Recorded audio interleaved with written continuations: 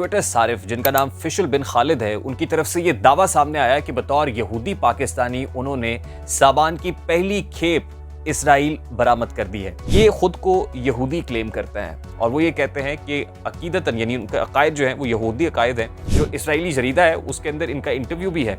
और जिसमें ये वाज़ेह तौर पर लिखा गया है कि इसराइल के अंदर प्रोडक्ट्स की काफ़ी पजीराई हुई, कुछ बेहतरी की गुंजाइश भी मौजूद है, लेकिन फीडबैक बहुत अच्छा था। सरकार पाकिस्तान से ये सवाल किए जा रहे हैं कि एक शहरी उठ के इसराइल के साथ कोई सामान की बरामद या दरामद कैसे कर सकता है। अस्सलाम वालेकुम मेरे सादा से पाकिस्तानियों, मेरा नाम रेहान तारिक है और आप मेरा यूट्यूब चैनल और फेसबुक पेज देख रहे हैं। 2 रोज पहले एक ट्विटर सारिफ जिनका नाम फिशल बिन खालिद है, उनकी तरफ से ये दावा सामने आया कि बतौर यहूदी पाकिस्तानी उन्होंने सामान की पहली खेप इसराइल बरामद कर दी है। ये दावा एक ऐसे वक्त में सामने आया कि जब हर पाकिस्तानी ये जानता है कि पाकिस्तान और इसराइल के दो तरफा तिजारती ताल्लुकात नहीं हैं, बल्कि जब से इसराइल की गैर कानूनी रियासत कायम हुई है 14 मई 1948 को, उस वक्त फाउंडर ऑफ द नेशन बानी पाकिस्तान कायद-ए-आज़म मोहम्मद अली जिन्ना ने बड़ा कैटेगोरिकली 2 टोक अल्फाज में ये कहा था कि इसराइली गैर कानूनी रियासत है, ये गासिबाना रियासत है और पाकिस्तान इसको कभी तस्लीम नहीं करेगा। और फिर इसराइल के नाम नेहाद वज़ीर आज़म डेविड बिन गोरियान की तरफ से जब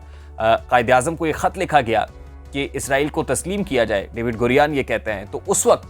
कायद-ए-आज़म ने उस खत का जवाब ना देकर भी पाकिस्तान की प्रिंसिपल पोजीशन को क्लियर कर दिया था कि पाकिस्तान और इसराइल के दो तरफा ताल्लुकात कायम नहीं हो सकते, क्योंकि प्रिंसिपली इसराइल जो है वो रियासत गैर कानूनी तौर पर कायम की गई। और आपको पता है कि यहूदियों की ये रियासत एक सोची समझी प्लानिंग के तहत कायम की गई थी, क्योंकि दुनिया भर के अंदर यहूदियों के रहने के लिए कोई ऐसा मकाम नहीं था। तो उस वक्त ख़ास तौर पे जो ताजे बरतानिया है, बरतानिया की हुकूमत ने भी ये सोचा कि इस तरह का एक खित्ता होना चाहिए जहां दुनिया भर के यहूदी आके बस सकें, और वहां पर जो मुस्लिम स्टेट थी, मतलब जो फ़लस्तीनी थे, उनसे उनका हक़ खुद इरादियत छीना गया, उनके हुकूक सल्ब किए गए और गासिबाना अंदाज में वहाँ एक डेमोग्राफिक शिफ्ट करने की कोशिश की गई कि मुसलमानों की नस्ल कुशी की जाए और यहाँ पर यहूदियों को बसाया जाए। अब ऐसे में पाकिस्तान के अंदर यहूदियों की तादाद पाकिस्तान बनने के बाद तो ऑब्वियसली मौजूद थी, एग्जिस्ट करते थे, लेकिन आहिस्ता आहिस्ता आहिस्ता वो कम होती चली जा रही है। ये ट्विटर सारिफ जिनका नाम फिशल बिन खालिद है, ये खुद को यहूदी क्लेम करते हैं और वो ये कहते हैं कि अकीदतन यानी उनका अकायद जो है वो यहूदी अकायद हैं और यहूदी अकायद के तहत जो कॉशर फूड्स हैं, कॉशर फूड्स उसी तरह से जैसे मुसलमान हलाल फूड्स को देखते हैं। कॉशर फूड्स वो होते हैं जिनको यहूदी अकायद के मुताबिक जिस खुराक को तैयार किया जाता है, उस खुराक का एक कंटेनर इन्होंने तैयार किया। उस कंटेनर के अंदर ड्राई फ्रूट्स भी थे, डेट्स भी थी, स्पाइसेस भी थे, मसाला जात भी थे, और तैयार करके उसको ये क्लेम कर रहे हैं, दावा कर रहे हैं कि इसराइल को एक्सपोर्ट कर दिया है और वहाँ से इन्होंने पैसे लिए हैं। और फिर जो इसराइली जरीदा है उसके अंदर इनका इंटरव्यू भी है और जिसमें यह वाज़ेह तौर पर लिखा गया है कि इसराइल के अंदर प्रोडक्ट्स की काफ़ी पजीराई हुई, कुछ बेहतरी की गुंजाइश भी मौजूद है, लेकिन फीडबैक बहुत अच्छा था। ये स्ट्रगल उन्होंने कैसे की, खुद वो ये क्लेम करते हैं कि जी एक ये टेस्टर के तौर पे, एक रिसर्च प्रोजेक्ट के तौर पे इसको किया गया है जो सक्सेसफुल हुआ है। उसके बाद बहुत सारे सवालात उठ रहे हैं। सरकार पाकिस्तान से ये सवाल किए जा रहे हैं कि एक शहरी उठ के इसराइल के साथ कोई सामान की बरामद या दरामद कैसे कर सकता है, जब पाकिस्तान की रियासत इसराइल को तस्लीम नहीं करती और हमारा ये प्रिंसिपल स्टांस है कि इसराइल के साथ तिजारत नहीं होगी, तो ये तिजारत आखिर कैसे हो गई। अब बहुत सारे सवालात हैं, लेकिन अभी तक उन सवालात का जवाब बाकायदा तौर पर दफ्तर खारजा की तरफ से, हुकूमत पाकिस्तान की तरफ से सामने नहीं आया है। यूनाइटेड नेशंस के अंदर जो 31 मुस्लिम ममालिक हैं, अरब लीग से जिनका ताल्लुक है, उन्होंने इसराइल को तस्लीम नहीं किया है। कुछ ऐसे मुस्लिम ममालिक हैं जो इसराइल को ऑलरेडी तस्लीम कर चुके हैं और सरे फहरिस्त यानी 1948 में जब इसराइल की गैर कानूनी रियासत कायम हुई है, तो सबसे पहले 1949 के अंदर जिस मुल्क ने इसराइल को तस्लीम किया वो तुर्की था। तुर्की के साथ इनकी दो तरफा तिजारत मौजूद है। इसके अलावा सऊदी अरब के साथ भी अमरीकी ज़ेर असर उन्होंने भी बहुत सारे प्रोजेक्ट्स इनके साथ साइन किए। मिडल ईस्ट ने भी बहुत सारे प्रोजेक्ट साइन किए और फिर जो इब्राहिम अकॉर्ड्स हैं, जिनको इब्राहिमी मुआहदे कहा जाता है,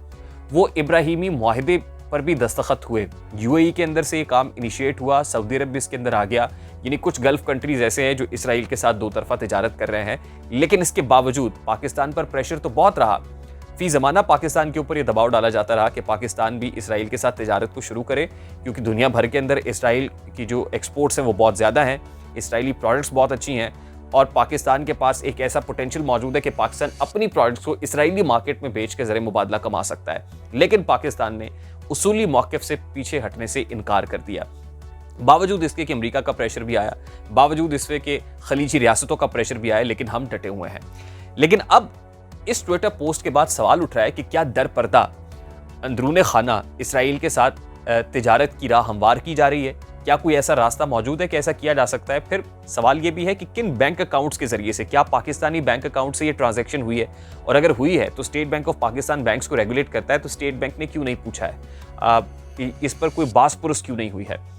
अब ये जो सारिफ हैं जिनका नाम फिशर बिन खालिद है,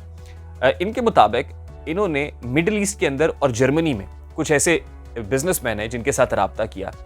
और गालिब इम्कान ये है, और मेरी दानिश में भी मैं ये समझता हूँ कि हो सकता है कि मिडिल ईस्ट के रास्ते या जर्मनी के रास्ते इस कंटेनर को इसराइल भिजवाया गया हो। अब सवाल ये है कि अगर मिडिल ईस्ट या जर्मनी के रास्ते इस कंटेनर को भिजवाया गया, जो भिजवाया जा सकता है क्योंकि मिडिल ईस्ट के भी दो तरफा ताल्लुकात हैं, जर्मनी के भी ताल्लुकात हैं, जर्मनी भी इंपोर्ट एक्सपोर्ट इसराइल के साथ करता है, पाकिस्तान नहीं करता है। हो सकता है इन ममालिक में किसी ऐसी फर्म के थ्रू कि जो वहाँ पर रजिस्टर हो, उसके थ्रू ये सामान इसराइल भेजा गया हो।